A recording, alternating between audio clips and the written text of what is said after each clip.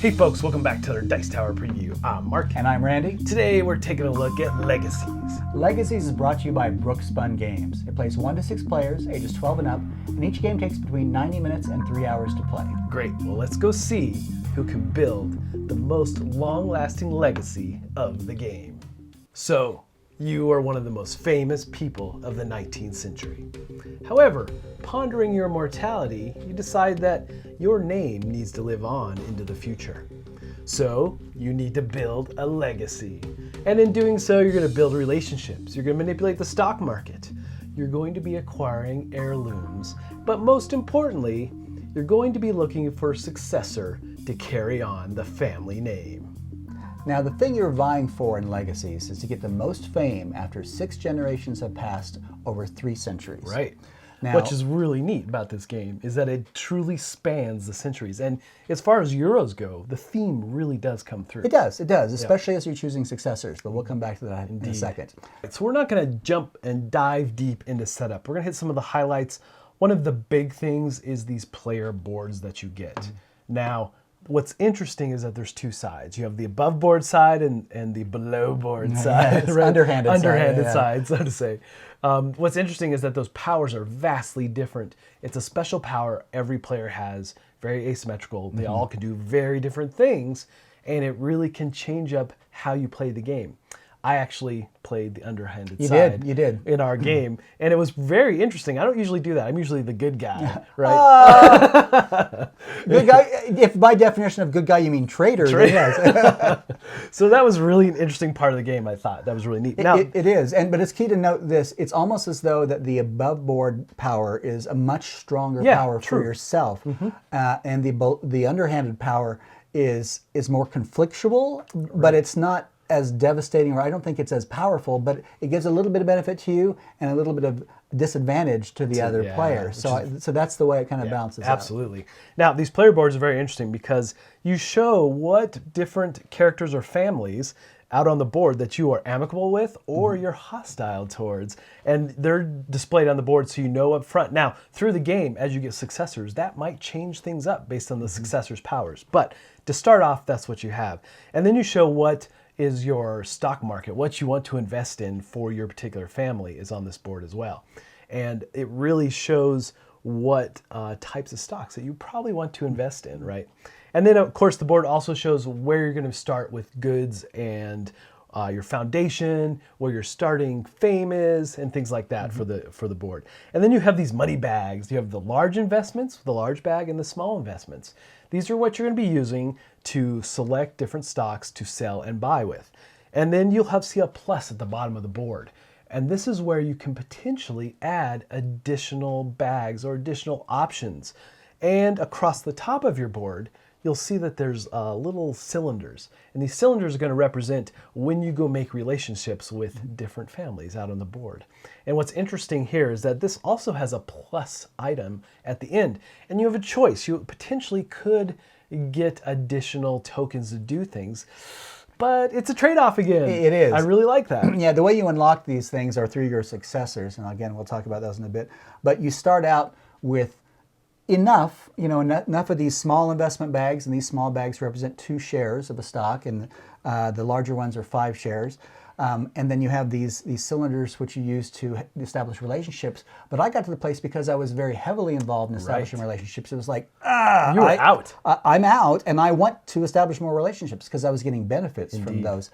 But you don't. Eventually, many of the relationships languish and they disappear. And that's what's so cool about relationships in general is that over the years, you're just not getting, you lose touch with people. Yeah, exactly. Things like that. I thought that was very thematic. It's very thematic, and that's true not only in personal relationships, but in businesses, and we'll show you how this is done when we cover the board. But the fact is, I was chomping at the bit to say, I really, really need another cylinder, and I think that one of the other players was really hoping to get another bag for his investments. And the way you do that is you do by choosing a set of successors, you can unlock more things. So it does give you options to say, well, I don't want to diversify quite as much as I thought. I wanted to really invest here, so that means I need to make some decisions. Indeed. And the way those successors are identified is just an icon. They have to match yours. And if you get a numbered sets, there's different sets give you different numbers of tokens you can have back. But Do you really want to do that? Yeah, right? you might be trading off between a successor with the right icon versus a successor with a better power. Right. So let's take a look at the board. One of the things I like about Legacies is the board seems much cleaner than a lot of the other heavy Euro games. A lot of the other games, they're so just busy. So busy. There's so many grids, and it's just like, okay, I can't keep track of all the counters, keeping track of so many levels. No doubt.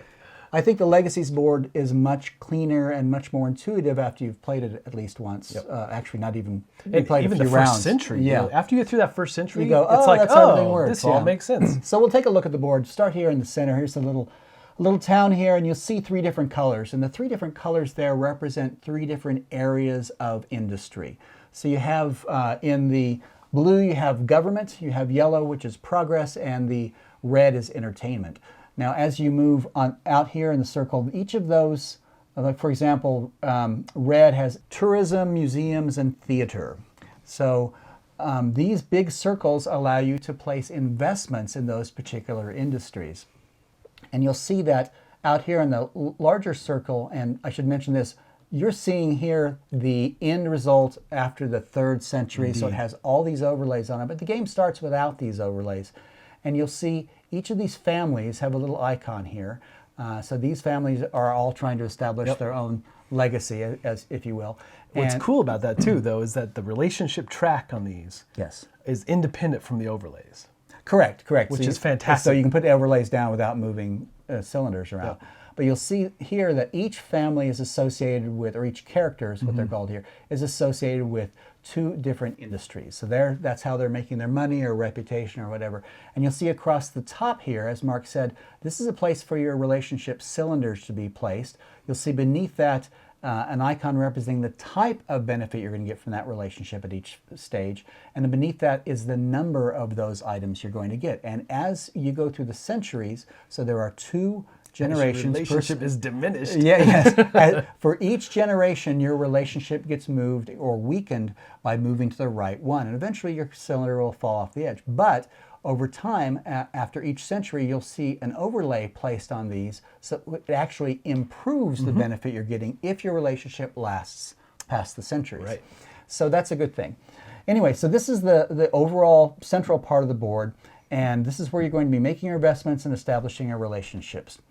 There are benefits for establishing relationships with other human players, and you'll see these tiles representing that initial bonus you get once you establish that relationship. That's only for the human players in the game. Only for the human players in the game. And if your relationship weakens so much that your cylinder eventually falls off the right edge, you can reestablish that. Yeah, so that's a nice thing, and especially if you say, hey, I've gotten a chance to get some more money. I was only worth, say, look at this one. It was only worth 24 gold initially, but now it's the 3rd century and establishing a relationship is 75 gold.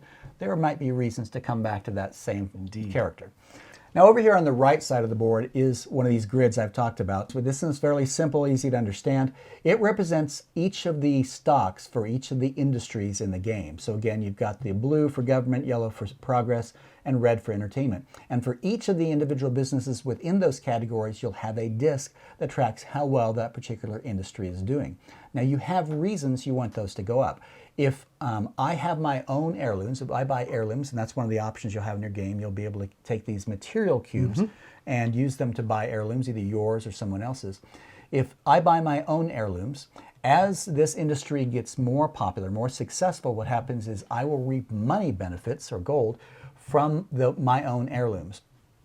If this industry is somebody else's, then I will not reap gold from them. I will reap fame from owning their heirlooms. So there's reasons I might want to see these industries be successful, even if they're not tied directly to my family. Correct.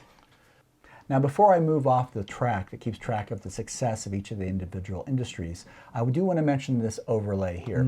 The overlay here does progress through the centuries, and not only does it show how the financial rewards and the fame rewards tied to each industry improve over time, but there's over here on this right column here, it shows how the dividends that each of these industries bear increase over time as well. So this is another way you can get money, is to have dividends, or have ways of triggering dividends. Yes. And we'll show you how to do this when we talk about global actions. So, along with your player board, you're going to get all your family's heirlooms. Now, you don't have these heirlooms yet, but they are tied to your family, and you're going to have to use actions to acquire them. Along with trying to acquire other people's heirlooms, you have to use actions to do this. And how do you get actions? Well, each century and each generation has a set of cards from 1, 2, and 3 that will be dealt out to all the players. Every player gets 3 of them, and these will define what actions you can do for this generation. That's right. So at the beginning of each generation, you will be dealt 3 of these action cards. Now, you might have additional player cards from a previous generation in the same century. Now, these cards have a variety of actions depicted on them. They come in different types. There's the type that allows you to establish a relationship with either other characters or potentially your own character. And if you do establish a relationship with your own character, that gives you the opportunity to invoke your special power. Indeed. We should also mention that you have the opportunity to invest or establish relationships with what they call the legendary characters, which you'll see down there in the lower left part of the board. And the benefit of those is they don't weaken over time. Right. You establish it, and you will stay there and reap the benefits with someone knocks you off. But the downside is all it takes is for one person to establish a relationship, and that knocks you off entirely. Whereas on the other ones, it'll just knock you down. It'll just degrade over time, like we talked about before. Exactly. So the next type is making an investment. And this is in the green band here. You will be able to buy or sell stocks. And again, we talked about using the small bag to indicate either buying or selling 2 stocks, and the large bag being 5 stocks. And that's what you place out into those circle areas. Right. And when you do make a small investment, a minor investment, it moves up your disc by 1. And when you make a major investment, it moves it up by 2. And the reverse of that is true when you sell those stocks. Right, exactly. So also, and cards are very different. So this card here I'm showing you see a blue band for relationships and a green band for making investments, but there's often a brown band, which is like instant things. Like in my case here, I have getting gold. I can potentially get immediate fame, right? Things like that. And so those are taking advantage of an opportunity, or taking an opportunity. And the last type is shown down here at the bottom of the card, and it has 3 different types of actions. Now, the ones on the left and the right are always identical for each and every card. One of them lets you explore the city and put your token up here in this particular tile here, and that lets you get a little bit of money and draw a couple successors. The one on the right gives you the opportunity to buy an art or an heirloom, either one of yours or one of your opponents. And the middle action here lets you acquire these goods that are used to buy heirlooms. And the number or the quantity and the color of the materials change from card to card. But that middle one is always about getting these materials. And it's important to note that even though you pick a category of actions, you only get to perform one action in that category. You don't get to perform them all. Right.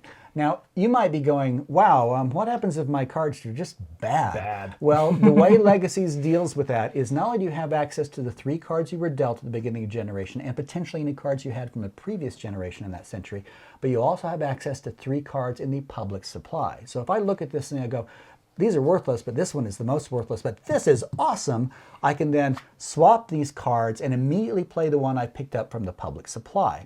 And that might, if I'm looking to invoke my special action, I can go, wow, that's exactly what I was looking for.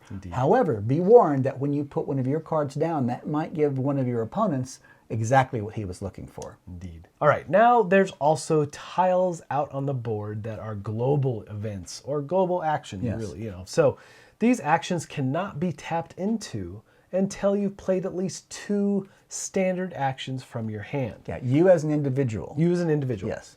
Now, they are numerous. They do all kinds of different things. We're not going to go super deep into what all they do, but they're going to elevate stocks. They're going to, give you the chance to elevate your foundation by investing more money into it, things like that.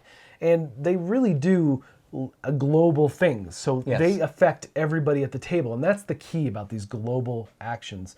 Now, you need to complete, based on the player count in the game, will determine how many of these global actions you have to perform before you end the generation or end the century that you're in.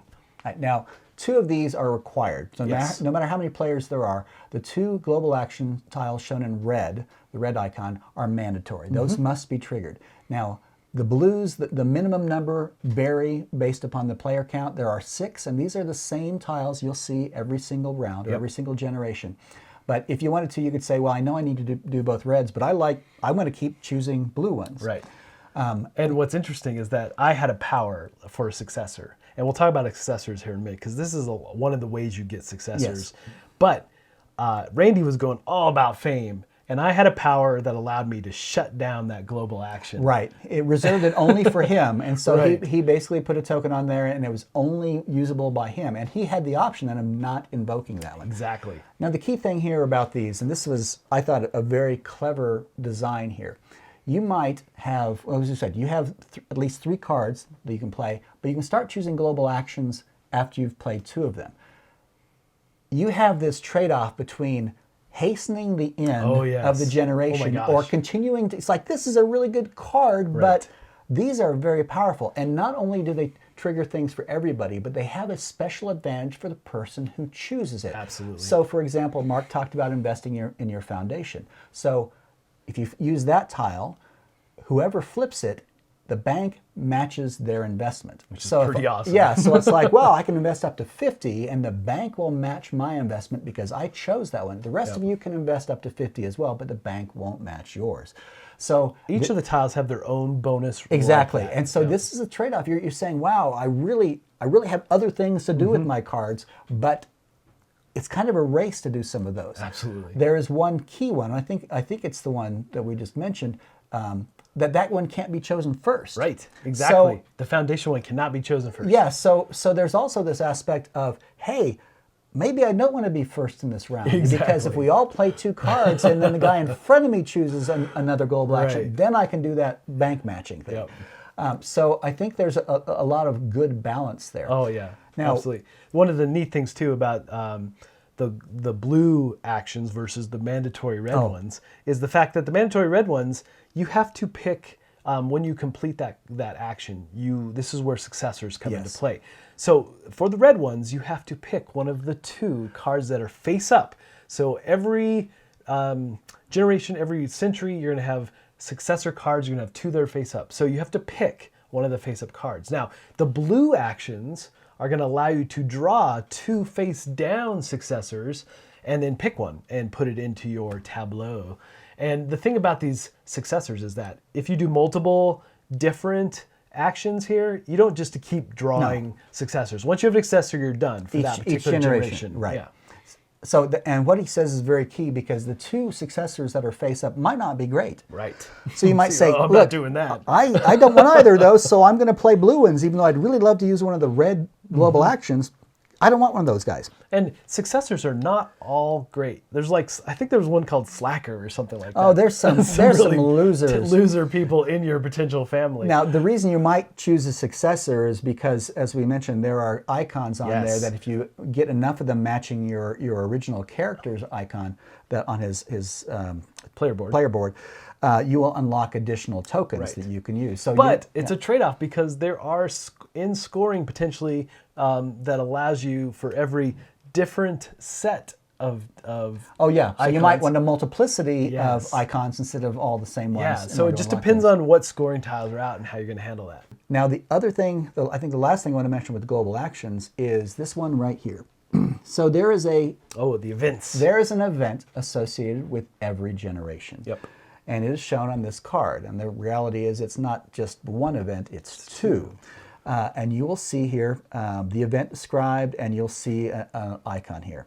Now, what this mandatory global action allows and requires you to do is the person who chooses this gets to choose which event actually triggers. And there was multiple points in the game where I'm like, I don't like any of those. Yeah, they can be really bad, but the third century, they are really powerful. Yes, they are. So I really want to emphasize this, because these things playing together, as I said before, there's lots of vectors and lots of wheels, but they're not intimidating. They're not overwhelming. You will look at this and you'll go, wow, I see 100 things I want to do. Right. And the challenge is for me developing kind of a strategy and kind of a focus in the game. All right, folks, just a reminder once again, this has been a Dice Tower paid preview, and everything you've seen here has been in prototype form, so keep a close eye on the campaign for any changes that still may occur. Now, with that said, this is a really large-scale game. There is no way we could cover every possible action and how they all play together. Just know that there's lots of different strategies in this game, lots of different paths, lots of different directions, jumping in and investing. But the thing that I really enjoyed most, I think, is the fact how that legacy theme really comes into play and how you build those relationships and how they diminish over time. I think that was really interesting. And I do want to say that I really like the fact that your focus changes over the centuries. Absolutely. Initially, you might be saying, I got to get heirlooms or I got to get gold. And over time, you might be going, okay, yeah, money, fine. And initially, it's like, oh, I have 10 gold, I'm rich. That's and right. then by the time you get to the 3rd century, it's like 500 gold, yawn. Yeah, whatever. So your focus changes over time to much more tactical, fame-based actions. Yeah, it's really interesting how that shift happens too. Yeah. Because you're really worried about money at first, and then you're like, money's not really a problem. Over time, yeah. Over time, yeah. Now, also keep in mind the fact that there are things, the game not only forces you to diversify, I shouldn't say forces you, it encourages you to diversify. Encourages you, yes. But the game also has all these things that benefit you if you invest early. Yes. Just like in real life, it's huge. if you invest early in your foundation and get that ratcheting up, if you invest in relationships, you invest in heirlooms, they bear benefits, with each generation and each century. But ultimately, folks, if this looks like a game that would be of interest to you, I'm sure they'd appreciate your support. Absolutely. So I think that's it from us. And until next time, we'll see you at the table. Thanks so much for watching another Dice Tower video. If you enjoy our videos, subscribe to the channel for more fun, comprehensive board game coverage. Also, consider joining us at one of our events. Come to Dice Tower Retreat, a small, intimate gathering where gaming is king. Join us for Dice Tower Cruise, the largest board game cruise. Attend Dice Tower West in Las Vegas for gaming fun on the West Coast, or Dice Tower East in Orlando in sunny Florida. Dice Tower Conventions, the friendliest gaming conventions on Earth. I'm Eric Summerer, and you've been watching The Dice Tower.